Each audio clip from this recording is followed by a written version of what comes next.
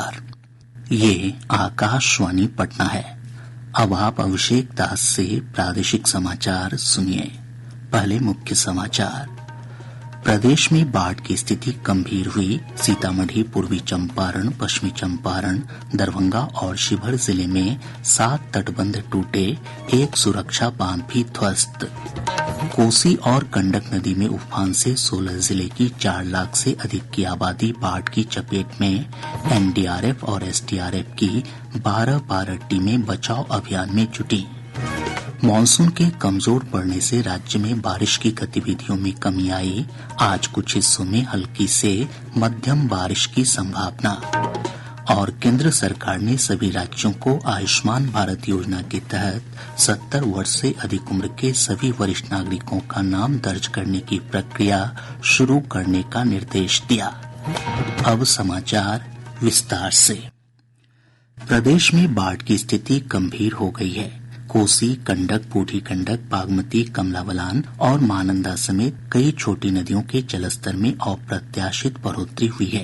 पिछले 24 घंटों के दौरान उत्तर बिहार में 7 तटबंध टूट गए। इसमें सीतामढ़ी के 3 तथा पूर्वी चंपारण, पश्चिमी चंपारण, दरभंगा और शिवहर के 1-1 शामिल हैं। पश्चिम चंपारण में 1 सुरक्षा बांध भी ध्वस्त हो गया है। हमारे सीतामढ़ी संवाददाता ने बताया कि तटबंधों के टूटने के बाद दर्जनों गांव बाढ़ की चपेट में आ गए हैं। जिले के बेलसन प्रखंड के मधकौल में बागमती नदी का तटबंध 80 फीट में टूट गया है। इससे 1 लाख से अधिक की आबादी प्रभावित हुई है। वहीं रूनी सैदपुर के रुपौली और तिलक ताजपुर में भी बागमती का तटबंध टूट गया है। तटबंधों के टूटने से सैकड़ों एकड़ खेत में लगी फसल क्षतिग्रस्त हो गई है। जिला प्रशासन की ओर से प्रभावित क्षेत्रों से लोगों को सुरक्षित स्थानों पर पहुँचाया जा रहा है। इधर जिले के बागमती नदी 5 स्थानों पर लाल निशान से ऊपर बह रही है। वहीं लाल बकैया नदी बेरगिनिया के बोहाबारी और अधवारा नदी सुंदरपुर में खतरे के निशान से ऊपर बह रही है। आकाशवाणी समाचार के लिए सीतामढ़ी से राजेश कुमार। इधर दरभंगा जिले के कीरतपुर प्रखंड के फुभोल के पास कोसी नदी का पश्चिमी तटबंध लगभग 10 फीट में टूट गया है। ब्यौरा हमारे संवाददाता से। तटबंध के टूटने के कारण किरतपुर प्रखंड के बर्दीपुर, सिरनिया, पकड़िया, अमृतनगर, लक्ष्मीपुर, भंडरिया, कदवारा, कटरिया और रामखेताड़ी सहित दर्जनों गांव बाढ़ की चपेट में आ गए हैं। लोग अपनी घरों के छतों पर शरण लेने को मजबूर हैं। एनडीआरएफ की टीम आज प्रभावित क्षेत्र में पहुंच रही है, जो राहत बचाव कार्य में लग जाएगी। इधर कुशेश्वर स्थान पूर्वी प्रखंड में भी बाढ़ का पानी फैल गया है। इटहर पंचायत के चौकिया तथा लक्ष्मीनिया गाँव बाढ़ से सबसे अधिक प्रभावित है। जिला प्रशासन की ओर से लोगों को सुरक्षित स्थानों पर पहुंचाने का काम लगातार जारी है। आकाशवाणी समाचार के लिए दरभंगा से मणिकांत झा। मधुबनी से हमारे संवाददाता ने बताया कि मधेपुर प्रखंड क्षेत्र के पसीपट्टी, पकुआ, भरगामा, द्वालक और महपतिया समेत दर्जनों गांव बाढ़ की चपेट में आ चुके हैं। इधर शिवहर जिले के तरियानी छपरा गांव के पास देर शाम बागमती नदी का पश्चिमी तटबंध टूट गया। और ब्यौरा हमारे संवाददाता से। शिवहर के एसडीओ अविनाश कुणाल ने बताया कि बागमती नदी का पश्चिमी तटबंध करीब 20 फीट में टूट गया है और इसका दायरा लगातार बढ़ रहा है। जल संसाधन विभाग की ओर से टूटे तटबंध की मरम्मती का काम लगातार जारी है। इधर तटबंध का पानी लगातार फैलता जा रहा है। कुम्हरार, लदौरा, गंगा धरमपुर सहित अन्य गाँव की ओर पानी फैलने लगा है। ग्रामीणों के अनुसार बाढ़ का पानी सीतामढ़ी जिले के डुमरा, सरपट्टी, हसौर, बलुआ होते हुए मुजफ्फरपुर जिले के तुर्की तक जा सकती है। प्रशासन की ओर से बचाव और राहत का अभियान जारी है। आकाशवाणी समाचार के लिए शिवहर से हरिकांत सिंह। बेतिया से हमारे संवाददाता ने बताया कि सिंघारी पिपरिया के खैरटवा गांव के पास गंडक नदी पर बना चंपारण तटबंध टूट गया। तटबंध टूटने के बाद निगरानी और समन्वय में कोताही बरतने के आरोप में बगहा बाढ़ नियंत्रण प्रमंडल के कार्यपालक अभियंता निशिकांत कुमार को निलंबित कर दिया गया है। एक रिपोर्ट। गंडक नदी के बढ़ते दबाव के चलते सिंघाड़ी पिपरिया के खैरटवा गांव के पास चंपारण तटबंध के टूट जाने से 1 दर्जन से अधिक गांव बाढ़ की चपेट में आ गए हैं। तटबंध टूटने से रतवल, चंदरपुर, भिराड़ी, पतिलार, लक्ष्मीपुर, सीतापुर, चौनपुर, मौजा टोला सहित 4 पंचायतों के करीब 2 दर्जन गांव के बाढ़ के चपेट में आने की आशंका है। प्रभावित गाँव से लोगों का पलायन शुरू हो गया है। इधर स्थानीय लोगों ने जल संसाधन विभाग की लापरवाही से तटबंध टूटने का आरोप लगाया है। जिले के अन्य हिस्सों में भी गंडक नदी का पानी लगातार फैल रहा है। आकाशवाणी समाचार के लिए बेतिया से आशीष कुमार। इधर पूर्वी चंपारण जिले के तटवर्ती क्षेत्रों में भी लगातार बाढ़ का पानी नए इलाकों में फैल रहा है। गंडक नदी के बढ़ रहे जलस्तर से मुजफ्फरपुर जिले के साहेबगंज, सरैया और पारू प्रखंड के कई गांवों में बाढ़ का पानी फैल गया है। इधर कोसी नदी का पानी सुपौल, सहरसा और मधेपुरा जिले के नए इलाकों में फैल रहा है। सुपौल से हमारे संवाददाता ने बताया कि नदी के कई स्परों और नाजुक बिंदुओं पर दबाव बढ़ा हुआ है।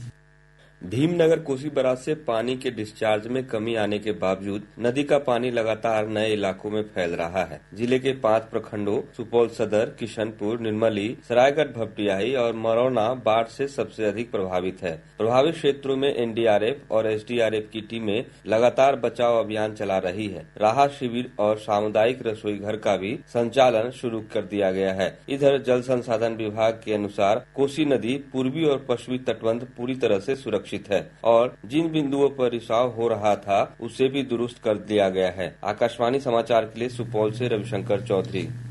सहरसा जिले के सिमरी, बख्तियारपुर, नवहट्टा, महसी और सलखुआ प्रखंड बाढ़ से सबसे अधिक प्रभावित हैं।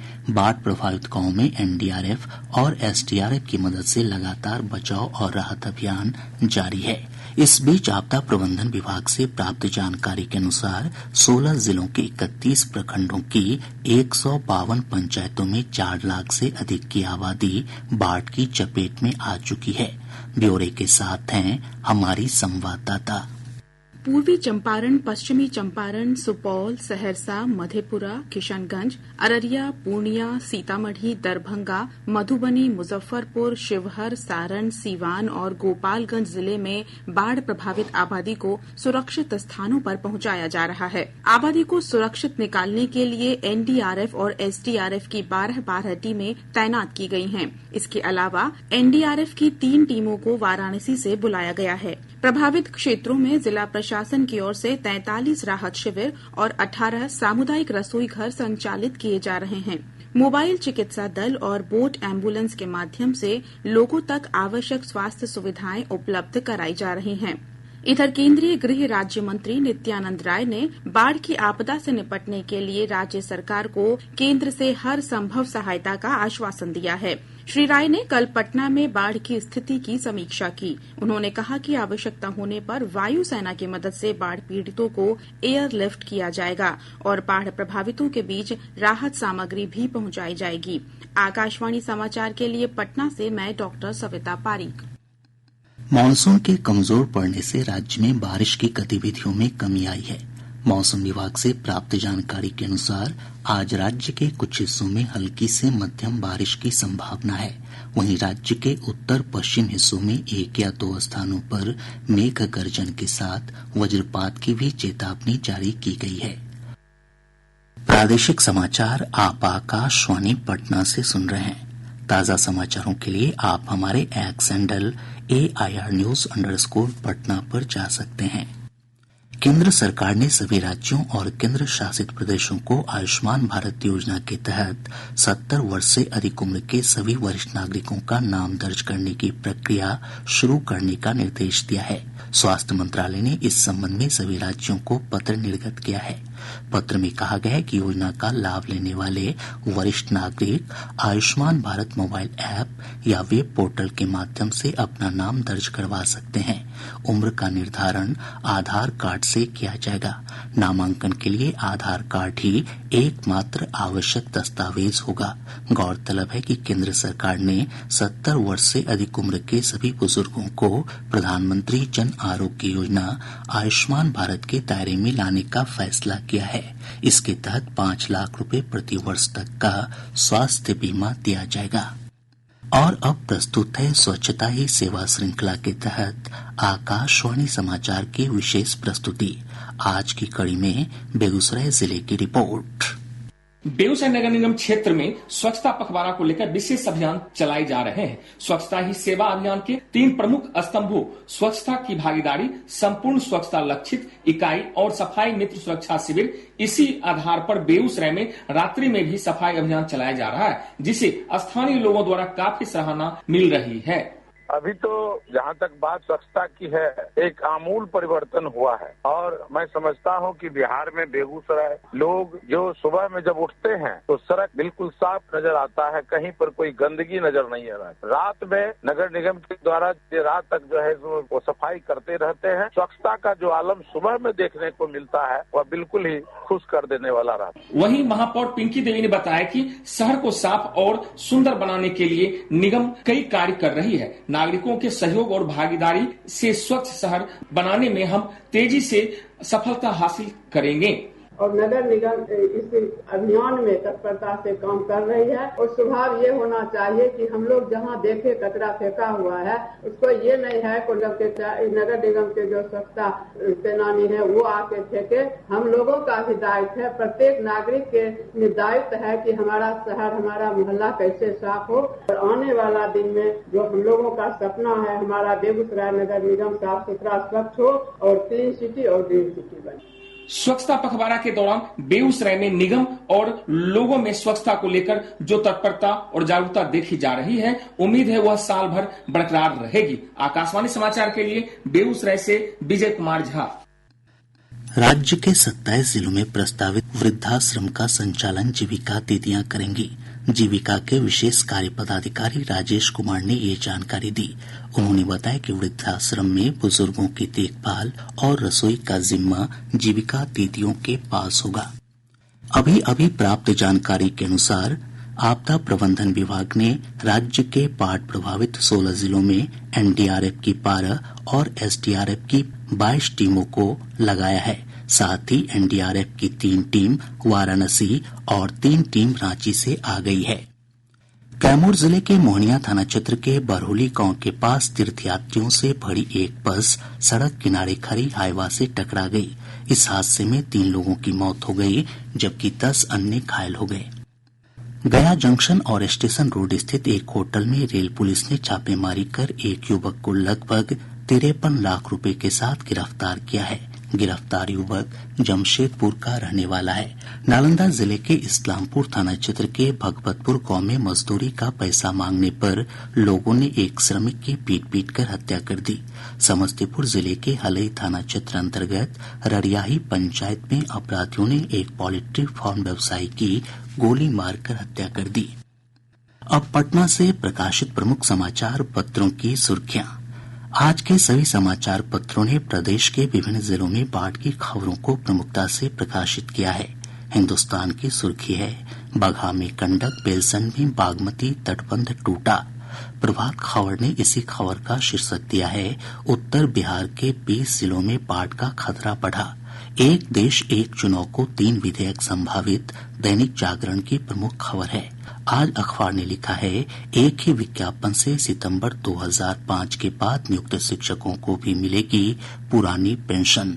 राष्ट्रीय सहारा और दैनिक भास्कर समेत सभी समाचार पत्रों ने प्रधानमंत्री नरेंद्र मोदी की मन की बात को प्रमुखता से प्रकाशित किया है।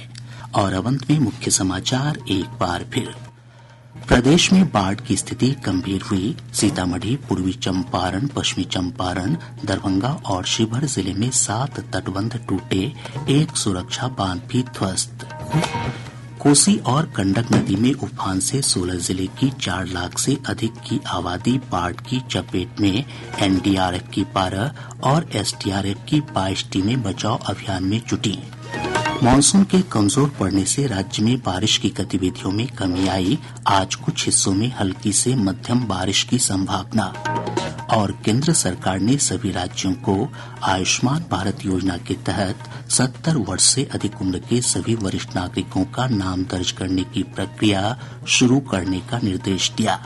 इसके साथ ही आकाशवाणी पटना से प्रसारित प्रादेशिक समाचार का ये अंक समाप्त हुआ।